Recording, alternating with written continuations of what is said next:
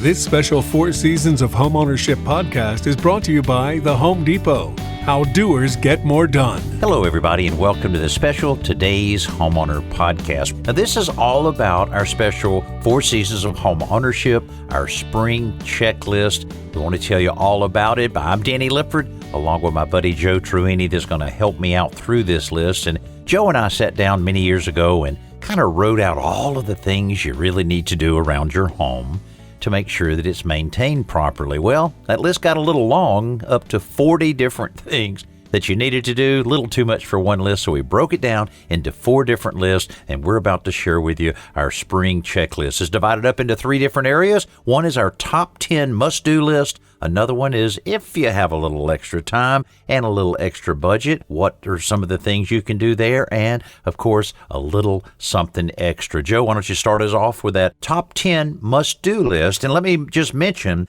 this is a very manageable list. It might sound a little long, but we're talking about something that'll only take you about 1 day and only cost you about $120. This special Today's Homeowner podcast brought to you by The Home Depot, how doers get more done. Okay, Joe, let's get going. You start with make sure your air conditioning and heating system has been serviced by a professional, because you don't want it to break down in the middle of the season, especially your air conditioning system, because summer's right around the corner. So that's the first thing. Make sure you have your air conditioning system not only checked by a professional, but make sure that the filters are changed and anything else that needs to be serviced, do that now. And next on the list would be to clear leaves and debris from around the air conditioner condenser. That's the unit that's outside. You want to make sure it's got plenty of airspace around it to operate properly, and also perform any routine maintenance as needed. That can make a big difference in making sure that you're going to be relying on that air conditioner, so you want to make it as easy as possible for it to take care of you. Now, you're also going to get a few spring showers, spring storms, and that means those gutters are extremely important to the functionality of the house. So you want to make sure you get up and clean all the debris out of those gutters. Don't forget the downspouts. You got to get those downspouts nice and clean. And once you get the majority of the debris out of the gutters, I would take that hose and just blast away at all of the debris that's left in there and go ahead and clear those downspouts out really good. And also, while you're doing that and while you have the water in the gutters, make sure that water is headed in the right direction. Sometimes you can have gutters that'll sag a little bit and the water will never make it to the downspouts. You don't want that at all. You want to make sure, and that might be as simple as taking the gutter spikes, whether they're nails or screws, backing them out of there, raising it up a little bit so that you can have that direction, having that water flow in the direction you have it. And just prior to that, you may also, number 4 on the list, is to clean all of the debris off the roof.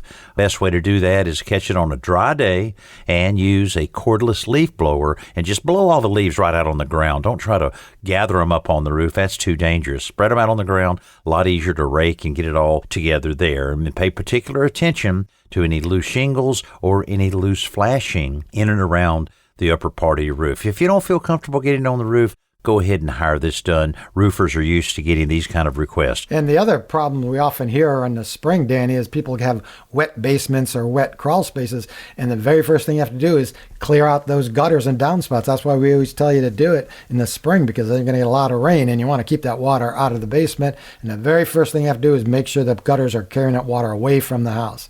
Okay, number 5 on that list is clean and repair window screens. Maybe you store them away, so you want to make sure that you get them nice and clean. And there's a couple of simple solutions how to do that. You can set them in water and scrub them with a broom. But what I usually like to do first is vacuum them, because you'd be surprised how much of that dust and dirt you can remove just with vacuum and using a vacuum brush. I guess they call it an upholstery brush.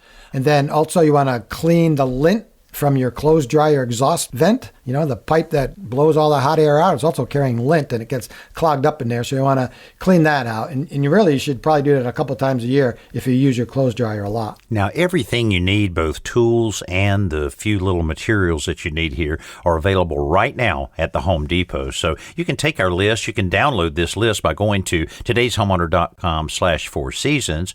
print out your list. You'll know just what you need to get from Home Depot. And like I say, the good news is won't cost you a whole lot of money at all. By the way, on cleaning those screens, Joe, don't tell my wife, but what's that? A swimming pool works pretty good for that. You just dip it in the swimming pool. I mean, come on, there's a lot of water there. You don't have to worry about dirtying it up too much. Oh, I'm sure she would love to look out the window and see you dipping, especially the big screens that come on rolling patio doors. You got to have good timing. You got to time that when she's watching her favorite show, on television. Oh, is that it? We live on a river. Why don't you go do that in a river if you're going to do it someplace?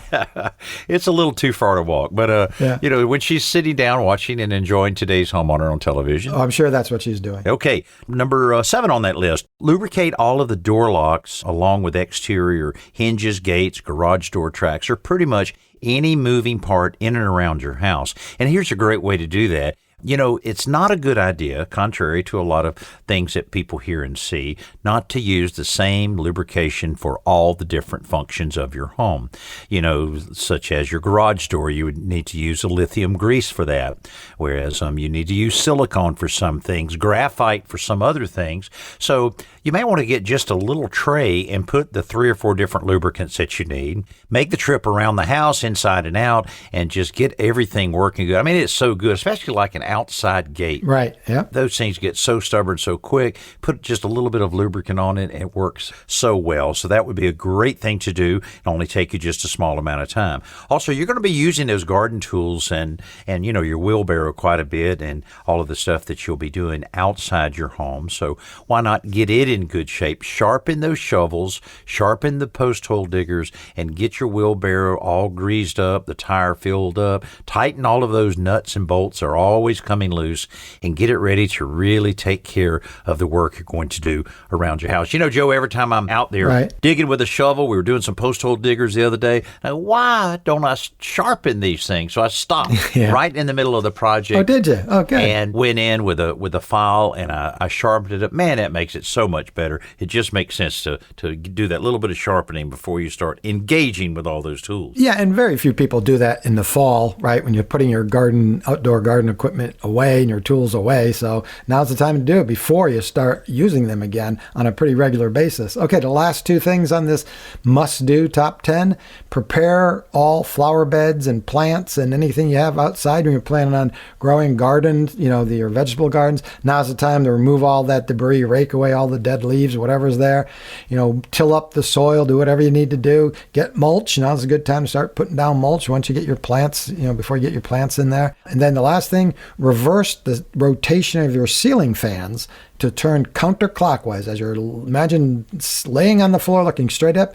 During the spring and summer, they should rotate counterclockwise. If they already are, then fine. But a lot of people reverse the rotation in the winter so that the warm air at the ceiling is being blown down into the room. So there you go. Those are the top 10. There you go. So then, like I said, the good thing about it, this is only going to take you about 8 hours to do. And matter of fact, some of these things might not even apply to your particular home. And you're only spending about $120 there at Home Depot in order to really be proactive, be a smart homeowner, and maintain what's probably your biggest investment. So it's well worth it. And again, you can print this list out at todayshomeowner.com/4 seasons. Now, let's go to another one. Some of these are kind of whimsical and fun. If time and budget allow, how about pressure wash some of the decks, fencing, and siding and driveways? A lot of people will do that during this time of the year just to freshen things up. Also, if your insulation in your attic is not up to standard, and that standard, as a general rule, is 13 to 14 inches of insulation, if you don't have that, man, go ahead and take care of adding the additional insulation, because that's one of the best returns on your home improvement dollar that you'll find anywhere. And even if you don't have air conditioning, you live in a cooler climate, it's like, well, I can add the insulation later. Well, the good time to do it is the spring while it's still relatively cool up in the attic. Mm-hmm. You want to wait till the summer when it's, sometimes you get well over 100 degrees there. So this is a good time to add that attic insulation. Okay, next is organize at least one closet. You don't have to decide to take all the closets and clean them all out, but just take one. That's all you need. Most people start with the master bedroom closet, but if you have kids who have outgrown a lot of clothing or whatever, so organize that one closet. And also dusting. Dusting, like most people dust furniture, fine, but you also have to dust lampshades and ceiling fan blades.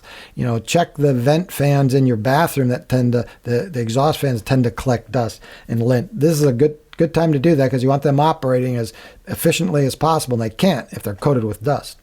And this is also a great time of the year to aerate and fertilize your lawn. A lot of times people will go for years and never aerate, but that's a very simple thing. You can go to todayshomeowner.com right now, put in aeration of yard, and you'll see a step-by-steps on exactly how to do that. You'll also see the big benefits that come along with it. And last on this list of if time and budget allow, reseed any bare spots on the lawn. That way you're catching it now in the spring. You'll have a full growing season to reestablish that lawn in those areas. Now, if you do all of this, depending on things like how much insulation and so forth, now you have a list that's going to take a couple days, cost you between $500 and $600. Still very manageable if you have that time and budget allow. Okay, a little something extra, Joe. Some of these are kind of fun. All right. Flipping a mattress. Now, how often do you flip a mattress? I think they do this as somewhat of a regular thing in like hotels and so forth, just so that you don't establish that wear pattern and so forth. But right. We certainly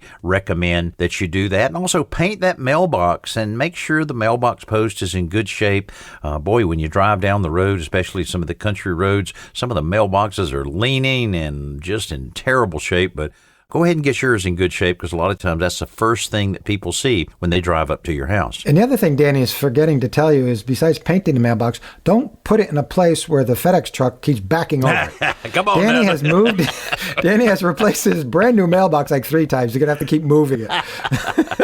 That's true. Okay, so assuming nobody's running it over, sand it and paint it so it looks really good. Okay, next on the list, organize any place you've got storage. So we're talking about the attic, closets, entertainment center, pantries, especially spices, things that expire after a while. I see people using spices that are like years old, and it's basically like sawdust, has no benefit to your cooking. So especially the pantry, go in the back of those shelves to see what's back there and organize that. Also take all your indoor plants, your house plants, take them outside and clean them. It's a lot easier to do it outside. You can start brushing them. You can spray them with a fine mist and dry them off. And I found we have a really beautiful orchid that my sister-in-law gave us. It was actually silk. You'd never know it. It looks very realistic, but it collects dust. And again, I bring it outside to brush it off. So take them outside, give them a good drink of water if they're not fake, and clean them. And finally, test your sump pump by pouring a bucket of water down the sump pit to make sure it's working. Because again, the last thing you want is have a flooded basement and the sump pump doesn't kick on, and then what? So you got to check it and make sure it's working. Now, that's a very modest list. Most of that's just a little bit of time, maybe 6 hours total to do that whole list. And the cost, only $15. Like I say, head by Home Depot right now. Pick up all the things you need to complete your spring checklist that you can download right now for free at todayshomeowner.com/4 seasons. Thanks so much for the Home Depot for sponsoring this special Today's Homeowner podcast. I'm Danny Lipford along with my buddy Joe Truini. Hope you enjoyed this podcast and get to work. Good weekend to do all of these projects right now.